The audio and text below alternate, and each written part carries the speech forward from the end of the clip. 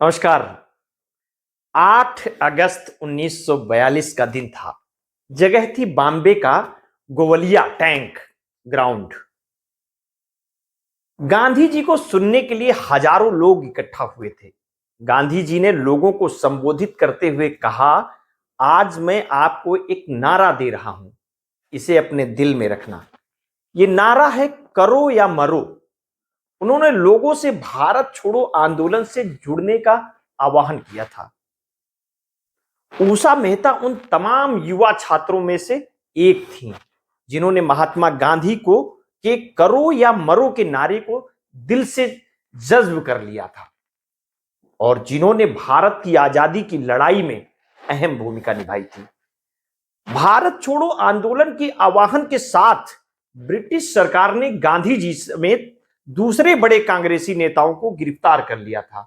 नेताओं को जेल में डालने के जरिए सरकार इस पूरे आंदोलन को धराशायी करना चाहती थी, लेकिन आजादी के मतवालों ने पहले ही अंडरग्राउंड होकर अपनी गतिविधियां चालू कर दी थी।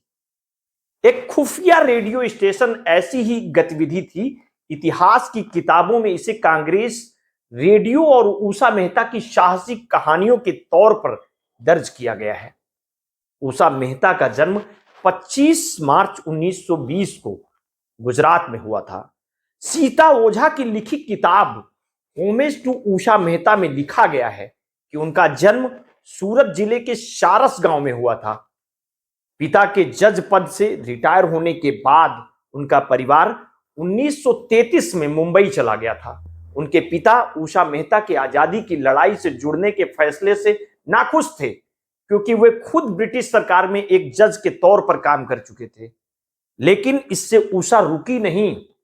नवीन जोशी ने अपने किताब फ्रीडम फाइटर रिमेंबर में लिखा है कि उषा मेहता निगरानी करने, रैलियों निकालने और चरखा कातने के कामों से बचपन से जुड़ी हुई थी। ब्रिटिश सरकार के खिलाफ बुलेटिन, पर्चे बांटने, नमक बनाने और बेचने जैसे प्रतिबंधित काम करना उनकी रोजाना की ड्यूटी थी। जोशी की किताब में डॉक्टर मेहता का इंटरव्यू है। मेहता ने इस इंटरव्यू में कहा है, ब्रिटिश सरकार के खिलाफ मेरा लगाया गया पहला नारा साइमन वापस जाओ था। यह 1928 साल का था और मैं महज 8 साल की थी। उस वक्त उषा मेहता और दूसरी युवा लड़कियों ने मंजर सेना नाम से दल बनाया। लड़कों के दल का नाम वानर सेना था। गुजरात में मंजर शब्द बिल्ली के लिए इस्तेमाल करते हैं। मेहता ने इंटरव्यू में कहा है, मुझे किसी प्रेरणा की जरूरत नहीं थी। उस वक्त पूरा माहौल ही ऐसा था कि कोई भी इससे अछूता नहीं रह गया था। अगस्त 1942 में गांधी जी, नेहरू, वल्लभ भाई पटेल समेत दूसरे नेताओं ने ऑल इंडिया कांग्रेस कमेटी की बॉम्बे में हुई बैठक में जब भाषण दिए तो वे मौजूद थी। Untold story of broadcasting during quit India movement किताब के मुताबिक खुफिया रेडियो स्टेशन के काम में 20 साल के विट्ठल दास खाखर, 23 साल के चंद्रकांत झावेरी, जगन्नाथ ठाकुर, 40 साल के पारसी इंजीनियर नरीमन प्रिंटर और उनके सहयोगी मिर्जा शामिल थे।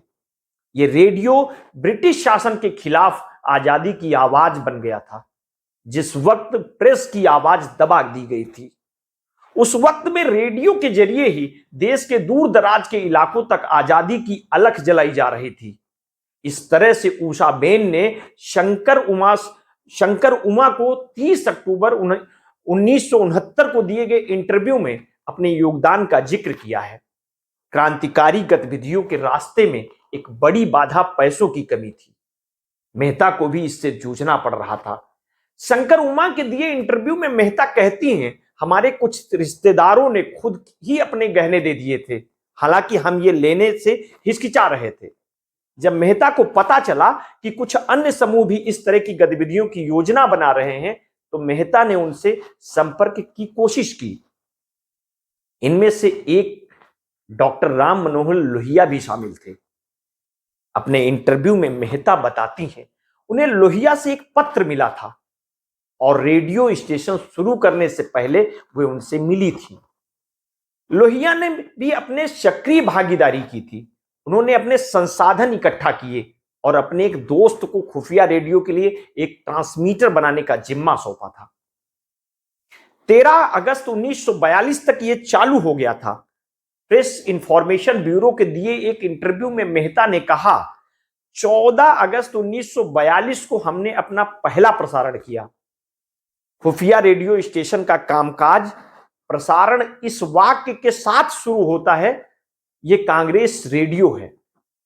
हम 42.4 एम पर भारत के किसी हिस्से से बोल रहे हैं।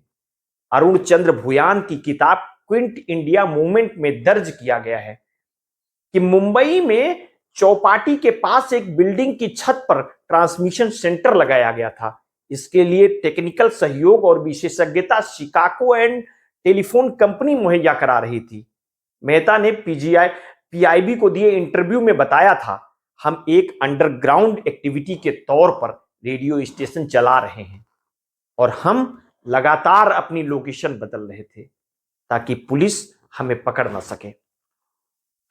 शुरुआत में वो दिन में 2 बार हिंदी अंग्रेजी में प्रसारण कर रहे थे, बाद में इसे घटाकर 1 बार कर दिया गया था। शंकर उमा को दिए इंटरव्यू में उषा मेहता ने हमें खास संदेशवाहकों की ओर से खबरें मिली थी, साथ ही कांग्रेस कमेटी भी हमें अहम खबरें दिया करती थी। उन्होंने कहा, हमने सबसे पहले चिटगांव बम हमले, जमशेदपुर हमले और बलिया की घटनाओं की खबर दी थी। उन्होंने इस इंटरव्यू में कहा है, जब अखबार सख्त शर्तों के चलते इन विषयों को छूते भी नहीं थे, उस वक्त केवल कांग्रेस रेडियो ही आदेशों को धता बताते हुए लोगों को वास्तविक हालात की जानकारी देता था। डॉक्टर लोहिया ने अपने एक भाषण में कहा था, अब हम एक आंदोलन चला रहे थे, लेकिन अब हम एक क्रांति के हिस्सा बन रहे हैं।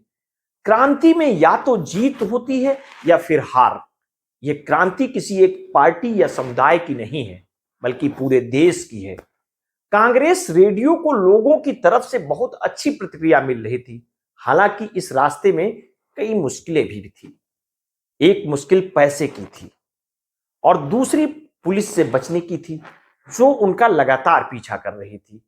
उन्होंने उषा शंकर को दिए हुए इंटरव्यू में कहा, हमें पैसे जुटाने में दिक्कत हो रही थी, पुलिस की गाड़ी लगातार हमारा पीछा करती रहती थी, कई बार तो हम बाल बाल बचे। आखिरकार ब्रिटिश राज उन्हें पकड़ने में कामयाब रही। क्विंट इंडिया मूवमेंट किताब के मुताबिक 12 नवंबर 1942 को ऐसा हुआ कि उषा मेहता ने अपने इंटरव्यू में कहा है, इससे 1 हफ्ते पहले पुलिस ने उन्हें अहम रेडियो दुकानों पर छापा मारा था। इनमें से एक शिकागो रेडियो कंपनी की दुकान भी शामिल थी। पुलिस ने एक टेक्नीशियन को पकड़ लिया, जिसने उनके बारे में बता दिया। बाद में पुलिस ने बाबू भाई खाखर के दफ्तर पर छापा मारा। उषाबेन प्रसारण की सामग्री के साथ बिल्डिंग में ही मौजूद थी। इंटरव्यू में उन्होंने बताया कि जब हमें पता चला कि पुलिस दफ्तर आई है, तो हम कुछ अहम फाइलें हटाने की कोशिश में लगे हुए थे। वहां से वे रिकॉर्डिंग स्टेशन पहुंचने में सफल रहीं, जहां डॉक्टर लोहिया दूसरे साथी शाम के लिए एक कार्यक्रम की तैयारी कर रहे थे। उन्होंने पूरी घटना बताई। मेहता ने एक दूसरा ट्रांसमीटर तैयार कराया था ताकि प्रोग्राम्स चलते रहें। हमने हिंदुस्तान हमारा चलाया। इसके बाद हमने एक बुलेटिन चलाया। जब हम कार्यक्रम के अंत में वंदे मातरम चला रहे थे, तभी दरवाजे पर आवाज आई। पुलिस ने छापा मारा था।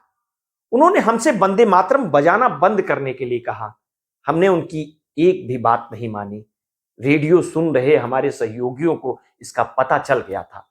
दरवाजे को तोड़कर अंदर आने में हमारी गिरफ्तारी का संकेत दे दिया था। पुलिस ने ट्रांसमीटर सेट जब्त कर लिया था। ब्रॉडकास्टिंग स्टेशन से उन्हें लॉकअप ले जाया गया। अगले दिन जांच शुरू हुई। करीब 2 महीने की जांच के बाद पुलिस ने उषा मेहता समेत 5 आरोपियों के खिलाफ चार्जशीट दाखिल कर दी। स्पेशल कोर्ट के ट्रायल में प्रख्यात लेखक कन्हैयालाल मुंशी बचाव वकील थे। अपने इंटरव्यू में उषा मेहता ने कहा है, यह जांच करीब 6 महीने चली। और यह मानसिक प्रताड़ना थी। जेल अधिकारियों ने मुझे विदेश पढ़ने भेजने जैसे ऑफर दिए ताकि मैं टूट जाऊं, लेकिन उन्होंने हौसला नहीं खोया। उषा मेहता को 4 साल की कैद दी गई। 1942 से 1946 तक वे जेल में रही। अप्रैल 1946 में उषा मेहता को यरवदा जेल से रिहा कर दिया गया। रिहाई के बाद उन्होंने महात्मा गांधी के सामाजिक और राजनीतिक विचारों पर पीएचडी की। उन्होंने बॉम्बे यूनिवर्सिटी से विल्सन कॉलेज में 30 साल तक पढ़ाया। वे राजनीतिक विभाग की हेड भी थी। वे गांधी पीस फाउंडेशन की प्रेसिडेंट भी रहीं। 1998 में उन्हें पद्म भूषण दिया गया। 11 अगस्त 2000 को 80 साल की उम्र में उषा मेहता ने अलविदा कह दिया।